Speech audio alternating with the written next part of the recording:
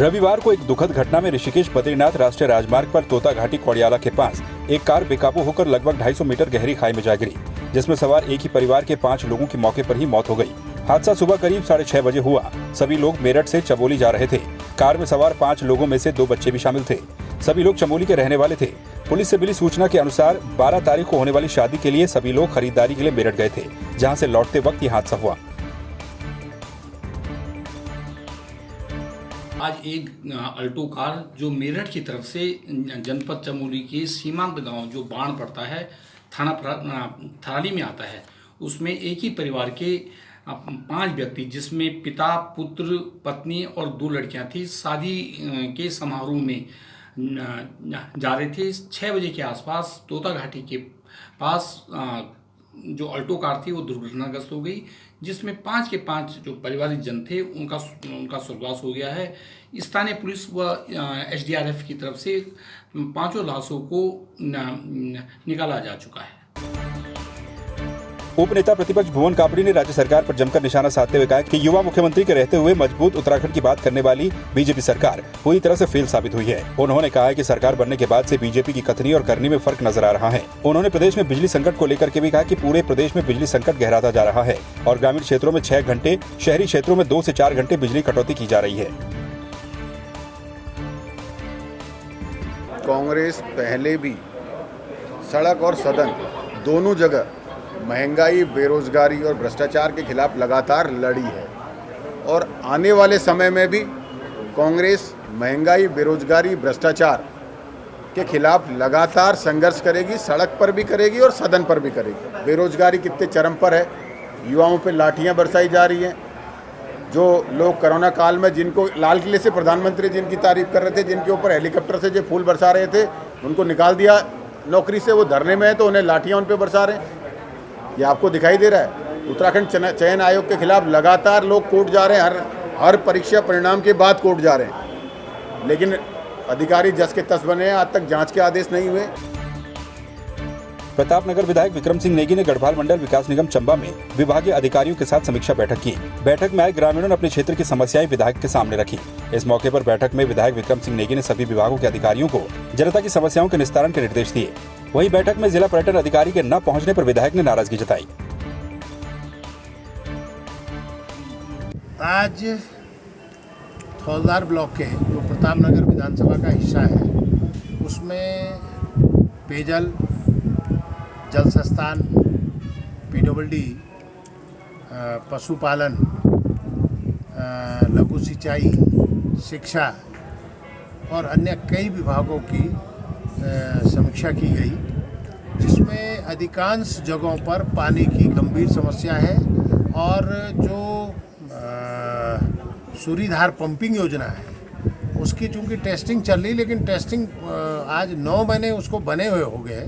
जनता में आक्रोश है कि पानी उसमें प्रॉपर नहीं आ रहा है और कई जगहों पर पानी कतई भी नहीं आ रहा है।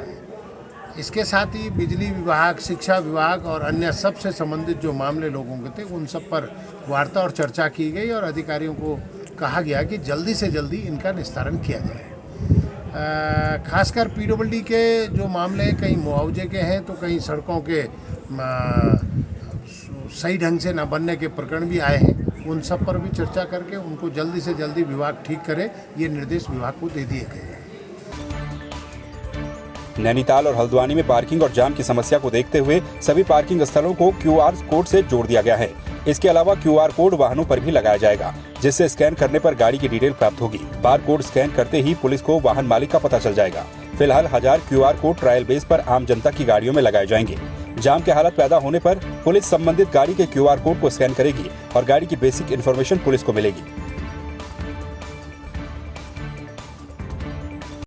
पार्किंग की कम सुविधाएं रहती है। कई बार जो है लोग तुरंत चौराहे पे गाड़ी खड़ी करके चले जाते हैं, जैसे हल्द्वानी हो गया, नैनीताल हो गया, तो एक गाड़ी से एक लंबा जाम लगता है। तो अगर मेन रोड पे गाड़ी खड़ी करके कोई अगर इसका मालिक चला जाता है तो ये इसको अगर यातायात कर्मचारी इसको स्कैन करता है तो तत्काल जो है गाड़ी का, ड्राइवर का जो है नंबर हमारे पास आ जाता है मोबाइल में। तो उसको मौके पे बुला के चालान करके गाड़ी को तुरंत वहाँ से वो जाम से निजात दिला दी सके। इसके अलावा कहीं एक्सीडेंट हो जाता है तो उसका अगर हमको कई बार ड्राइवर की आइडेंटिटी पता नहीं होती है तो उस पर QR कोड पे स्कैन करके उसके परिजनों को वहाँ बुला सकते हैं हम लोग। तो ये बहुत वरदान साबित होगा दुर्घटना में और जाम से निजात दिलाने में। फिलहाल जो है ये ट्रायल बेसिस पे 1000 जो है उत्तराखंड पुलिस जो है इसको फ्री में करा रही है। इसके दो लाभ हैं बेसिकली। एक तो इलीगल पार्किंग, लोग अभी आप आसपास भी देखें तो कई लोग गाड़ियां लगा के आप देखेंगे वहाँ पे बाइकें खड़ी है या गाड़ियां लगा के लोग चले जाते हैं, जिससे बाकी लोगों को परेशानी होती है या पुलिस प्रशासन को परेशानी होती है रोड क्लियर करने में, उनकी वजह से जाम की स्थिति बन जाती है। अब हमारे पास कोई तरीका नहीं है, अगर किसी ने गाड़ी मेरी शॉप के आगे या मेरी गाड़ी के आगे लगा दी जिससे मेरा रास्ता बंद हो गया, मैं उससे कब तक वेट करूंगा उसका, मुझे अर्जेंट कहीं जाना है। अगर ये स्टिकर वहाँ पे लगा है मैं इसे स्कैन करूंगा तो सेकंड में मैं उस गाड़ी के मालिक से बात कर सकता हूँ कि आपने आइए, आपने गाड़ी गलत लगा रखी, आपकी वजह से लोगों को प्रॉब्लम हो रही, गाड़ी हटाइए, तो वो तुरंत वो काम वहाँ पे हो सकता है। उधम सिंह नगर के जसपुर क्षेत्र में लगातार गुमशुदगी के मामले बढ़ते जा रहे हैं। अगर बीते 1 साल की बात करें तो जसपुर कोतवाली में कुल 28 लोगों की गुमशुदगी दर्ज की गई, जिनमें से अब तक 22 महिलाओं में से 19 और 6 पुरुषों में से 5 पुरुषों की बरामदगी हो चुकी है। कोतवाल जसपुर धीरेन्द्र कुमार ने बताया कि 4 गुमशुदा लोगों को ढूंढने का प्रयास किया जा रहा है। साल जनवरी 2021 से अब तक कोतवाली में कुल 28 गुमशुदगी दर्ज हुई हैं, जिनमें से 22 महिलाओं की गुमशुदगी थी, 6 पुरुषों की गुमशुदगी थी। 22 महिलाओं में से हमारे प्रयास से और उनके परिवारों के प्रयास से 19 महिलाओं की बरामदगी हो चुकी है और 5 पुरुषों की बरामदगी हो चुकी है।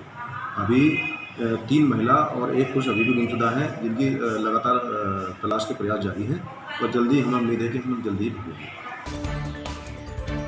बाजपुर में एसडीएम राकेश चंद्र तिवारी ने खनन और राजस्व विभाग की टीम के साथ LSC स्टोन क्रशर में छापेमारी की, जहां राजस्व और खनन विभाग की टीम ने स्टोन क्रशर में रखी खनन सामग्री की पैमाइश की। आपको बता दें कि बाजपुर में मिल रही अवैध खनन की सूचना पर यह कार्रवाई की गई। एसडीएम राकेश तिवारी ने बताया कि अवैध खनन की सूचना पर उच्च अधिकारियों के निर्देश पर छापेमारी की गई। लगातार चल रहा है और जिलाधिकारी महोदय के निर्देश भी हैं कि जहां स्टॉक ज़्यादा है उसको देख लिया जाए और यह जो बिना परमिशन के कहीं भंडारण हुआ है तो उसी के क्रम में हम लोग आए हैं यहाँ और अभी स्टॉक की नापजोख हो गई है संयुक्त रूप से खनन विभाग और राजस्व विभाग के द्वारा, तो अभी उसकी पैमाइश की जा रही है। पैमाइश के बाद देखते हैं जो भी परमिशन से ज़्यादा होगा उस पर कार्रवाई की जाएगी और कार्रवाई के पश्चात डीएम साहब को रिपोर्ट प्रेषित की जाएगी। रामनगर के बम्बा घेर में रहने वाले चंद्रसेन कश्यप और उनका परिवार वन्य जीवों की सेवा में लगा हुआ है। यहाँ ये परिवार करीब 40 सालों से सांपों को रेस्क्यू कर रहा है। परिवार रेड स्नेक से लेकर किंग कोबरा तक को रेस्क्यू कर चुका है। वन विभाग भी इस परिवार की मदद सांपों के रेस्क्यू के लिए लेता है। परिवार दुर्लभ सांपों को रेस्क्यू कर सांपों के संरक्षण में अहम योगदान दे रहा है। कॉर्बेट टाइगर रिजर्व के आसपास जो आबादी क्षेत्र है, अक्सर वहाँ विषैले सांपों के निकलने की सूचना प्राप्त होती है। तो चंद्रसेन जी चूँकि सांप पकड़ने के माहिर हैं, तो वन विभाग की टीम के साथ उनको लगाया जाता है और वो सांप पकड़ के आबादी से लाते हैं, फिर उसे जंगल में छोड़ा जाता है। इस तरीके से सांप को रेस्क्यू किया जाता है। बहुत अच्छी बात है कि अब लोग खुद ही जिसके घर में सांप निकलता है तुरंत वन विभाग से संपर्क करते हैं और बताते हैं कि मेरे यहाँ सांप निकलना है, और बजाय सांप को मारने के वो रेस्क्यू कराते हैं और उसे हम जंगल में छोड़ते हैं। एक बहुत ही अच्छे शुभ संकेत है। लगभग 40 साल से अधिक समय से हम लोग ये वन्य प्राणियों की सेवा करते चले हैं। मैं और मेरा परिवार, हमें कोई भी पशु पक्षी अगर घायल रास्ते में मिलता है हम उसका उपचार करते हैं। वन विभाग के द्वारा हम उसे जंगलों में आज़ाद करते हैं। अब भी हमने कम से कम 20,000 लगभग करीब सांपों को रेस्क्यू किया आज तक, और अगर कोई घायल है तो उसका भी उपचार करते हैं। आप देख रहे हैं कछुआ भी गंभीर रूप से घायल हो चुका है, कौवा भी घायल हो चुका है, ये किसी गाड़ी में। यहाँ तक कि एक लंगूर का बच्चा आपने देखा, इसकी माँ एक्सीडेंट में मर गई थी बेचारी, तो किसी व्यक्ति ने उठाकर उसको वन विभाग में दिया। वन विभाग वालों ने हमको सौंपा, हमने उसके देसी दवाई से इलाज, अब ये ठीक होने लगा है।